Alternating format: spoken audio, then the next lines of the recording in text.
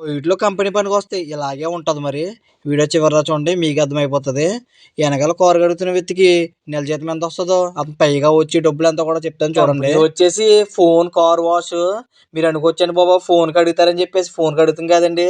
పార్కింగ్‌లో పెట్టిన కార్‌నవుతే వచ్చేసి ఈళ్ళు అడుగుతారనమాట. మేము కడుగుతామని చెప్పేసి. ఇలా కడిగినందుకు $5 తీసుకుంటారు. ఈ కంపెనీ అవుతేనే ఛార్జ్ అయితే ఏస్తదనమాట. ఇదొచ్చేసి వాటరు 2 సాబున్లవుతే ఇస్తున్నారనమాట. మీరు అనుకోవచ్చు వాటర్ ఎక్కడి నుంచి వస్తుందని చెప్పేసి. కింద ఇంకోండి కింద పైప్ ఉంది కదండీ!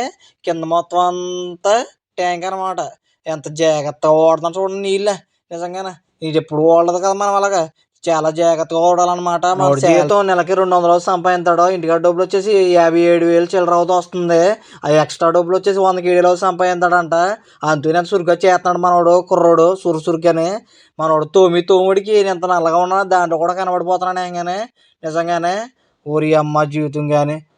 ఈ వీడియో చూసాక మీకేమనిపించిందో కింద కామెంట్ అయితే పెట్టండి. నాకు ఈ వీడియో తీసినప్పుడు కూడా అనిపించిందనమాట. ఏ పని చేసినా సరే దాంట్లో సంతోషం ఎతుక్కోవాలని చెప్పేసి ఇప్పుడు అనిపించింది నాకు.